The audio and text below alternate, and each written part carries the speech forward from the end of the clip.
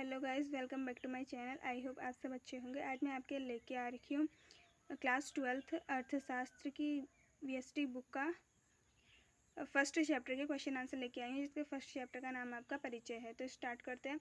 अर्थव्यवस्था की केंद्रीय समस्याओं की विवेचना कीजिए, जिसमें इसकी समस्याएं कुछ इस प्रकार हैं। नंबर 1 है, किन वस्तुओं का उत्पादन किया जाए और कितनी मात्रा में किया जाए। जैसे प्रत्येक समाज को यह निर्णय करना होता है कि यह किन वस्तुओं का उत्पादन करे और कितनी मात्रा में। यदि एक प्रकार की वस्तुओं का उत्पादन अधिक किया जाए तो अर्थव्यवस्था में दूसरी प्रकार की वस्तुओं का उत्पादन कम हो सकता है, तथा विपरीत एक अर्थव्यवस्था को यह निर्धारित करना पड़ता है कि वह खाद्य पदार्थों का उत्पादन करे या मशीनों का, शिक्षा एवं स्वास्थ्य पर खर्च करे या फिर सैन्य सेवाओं के संगठन में उपभोक्ता वस्तुएं बनाए या फिर पूंजीगत वस्तुएं। नंबर 2 है, वस्तुओं का उत्पादन कैसे करें। सभी वस्तुओं का उत्पादन कई तकनीकों द्वारा हो सकता है। किसी वस्तु के उत्पादन में श्रम प्रधान तकनीकी का प्रयोग करें या पूंजी प्रधान तकनीकी का, यह निर्णय लेना होता है। इसके लिए निर्णायक सिद्धांत यह है कि एक ऐसा तकनीकी का प्रयोग करें जिसका औसत उत्पादन लागत उत्पादन न्यूनतम हो। फिर थर्ड में है आपका उत्पादन किसके लिए करें। इसमें अर्थव्यवस्था में उत्पादित वस्तुओं की कितनी मात्रा कैसे प्राप्त होगी। अर्थव्यवस्था के उत्पादन की व्यक्ति विशेष में किस प्रकार विभाजित किया जाए, यह आय के वितरण पर निर्भर करता है। यदि आय समान रूप से विभाजित होगी तो वस्तुएं और सेवाएं भी समान रूप से विभाजित होंगी। निर्णायक सिद्धांत यह है कि वस्तुओं और सेवाओं को इस प्रकार विपरीत करो कि बिना किसी को बदतर बनाए किसी अन्य को बेहतर बनाया जा सके। क्वेश्चन नंबर 2 है, अर्थव्यवस्था की उत्पादन संभावनाओं से आपका क्या अभिप्राय है। इसका आंसर है, किसी अर्थव्यवस्था के संसाधनों का प्रयोग करके दो वस्तुओं के जिन भी संयोजनों का उत्पादन करना संभव है वे उत्पादन संभावनाएं कहलाती हैं। नेक्स्ट क्वेश्चन नंबर 3 है, सीमांत उत्पादन संभावना क्या है।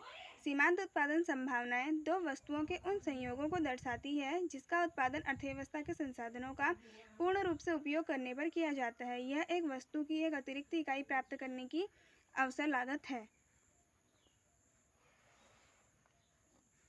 प्रश्न नंबर 4 है, अर्थव्यवस्था की विषय वस्तु की विवेचना कीजिए।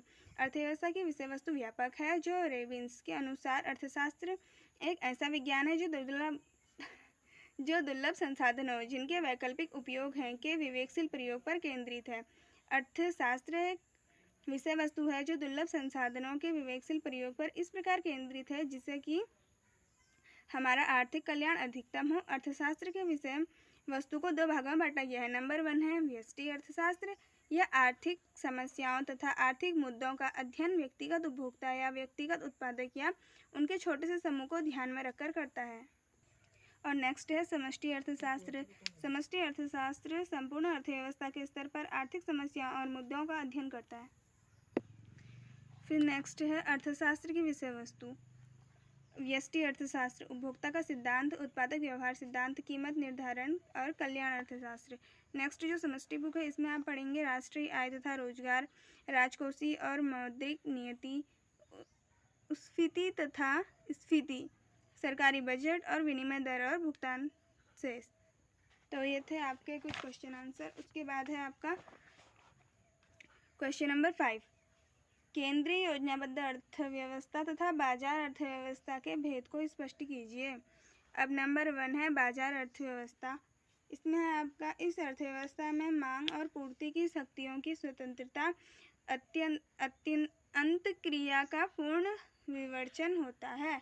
और केंद्रीय योजनाबद्ध अर्थव्यवस्था में आपका केंद्रीय योजनाबद्ध अर्थव्यवस्था, इस अर्थव्यवस्था में मांग और पूर्ति की शक्तियों की स्वतंत्रता अंतःक्रिया का अभाव होता है। और सेकंड है आपका, इसमें उत्पादक कारकों पर निजी स्वामित्व होता है। और केंद्रीय योजनाबद्ध अर्थव्यवस्था में है उत्पादन कारकों पर सरकारी स्वामित्व होता है। फिर नेक्स्ट है बाजार अर्थव्यवस्था में, इसमें उत्पादन लाभ के उद्देश्य से किया जाता है। और नेक्स्ट वाले में है उत्पादन समाज कल्याण के उद्देश्य से किया जाता है। फिर है इसमें सरकार उत्पादकों और परिवारों के निर्णय में कोई हस्तक्षेप नहीं करती। और नेक्स्ट केंद्रीय वाले में है, इसमें उपभोक्ता की प्रभुता बाधित होती है। और फिर अगला है बाजार वाले में, अधिकारों के कारण पूंजी के संचय की अनुमति दी गई है। और नेक्स्ट में है यह पूंजी के संचय की अनुमति नहीं दी गई है यहाँ। फिर बाजार में है संयुक्त राष्ट्र अमेरिका, फ्रांस, जापान आदि जो है इसके अंतर्गत आते हैं। और जो केंद्रीय योजनाबद्ध वाले में है वो है चीन गणतंत्र। फिर क्वेश्चन नंबर 6 है, सकारात्मक आर्थिक विश्लेषण से आपका क्या अभिप्राय है? इसका आंसर है सकारात्मक आर्थिक विश्लेषण के अंतर्गत हम यह अध्ययन करते हैं कि विभिन्न कार्यविधियां किस प्रकार कार्य करती हैं। उदाहरणतः जब हम कहते हैं कि कीमत के बढ़ने से मांग की मात्रा कम हो जाती है और कीमत के कम मांग की मात्रा बढ़ जाती है तो यह सकारात्मक आर्थिक विश्लेषण है। क्वेश्चन नंबर 7, आदर्शक आर्थिक विश्लेषण से आपका क्या अभिप्राय है? इसका आंसर है आदर्शक आर्थिक विश्लेषण से हम यह समझने का प्रयास करते हैं कि ये विधियाँ हमारे अनुकूल हैं भी या नहीं। उदाहरण के लिए जब हम कहते हैं कि सिगरेट और शराब की मांग कम करने के लिए उनके ऊपर कर की दरें बढ़ानी चाहिए तो यह आदर्शक विश्लेषण है। क्वेश्चन नंबर 8 है, व्यष्टि अर्थशास्त्र और समष्टि अर्थशास्त्र में अंतर। फर्स्ट है व्यष्टि अर्थशास्त्र। इसके अंतर्गत जो है हम बाजार में विभिन्न वस्तुओं तथा सेवाओं के परिप्रेक्ष्य में विभिन्न आर्थिक अभिकर्ताओं के व्यवहार का अध्ययन करके यह जानना चाहते हैं कि इन बाजारों में व्यक्तियों की अंतःक्रिया द्वारा वस्तुओं तथा सेवाओं की मात्रा और कीमतें किस प्रकार निर्धारित होती हैं। नेक्स्ट है आपका समष्टि अर्थशास्त्र। इसमें समष्टि अर्थशास्त्र में हम कुल, निगत, रोजगार तथा समग्र कीमत स्तर आदि समग्र उपायों पर ध्यान केंद्रित करते हुए पूरी अर्थव्यवस्था को समझाने का प्रयास करते हैं। हम यह जानने का प्रयास करते हैं कि समग्र उपायों के स्तर किस प्रकार निर्धारित होते हैं और समय अनुसार उनमें किस तरह के परिवर्तन आते हैं। और फिर व्यष्टि में है, इसमें मुख्य उपकरण मांग और पूर्ति है। समष्टि में मुख्य उपकरण समग्र और मांग समग्र पूर्ति है। व्यष्टि में इसके अंतर्गत निम्नलिखित का अध्ययन होता है, जैसे उपभोक्ता व्यवहार का सिद्धांत, उत्पादक व्यवहार का सिद्धांत, कीमत निर्धारण, कल्याण अर्थशास्त्र। और नेक्स्ट था आपका जो समष्टि है, इसके अंतर्गत जो निम्नलिखित अध्ययन होता है वो इस प्रकार है, राष्ट्रीय रोजगार और समग्र कीमत स्तर, स्फीति और अस्फीति, सरकारी बजट और नीतियाँ, विनिमय दर और भुगतान शेष। ये चैप्टर आपका कंप्लीट हो गया। आई होप आपको इसके क्वेश्चन आंसर समझ में आ गए होंगे। अगर कोई क्वेश्चन का आंसर समझ में आए तो कमेंट में पूछ लेना।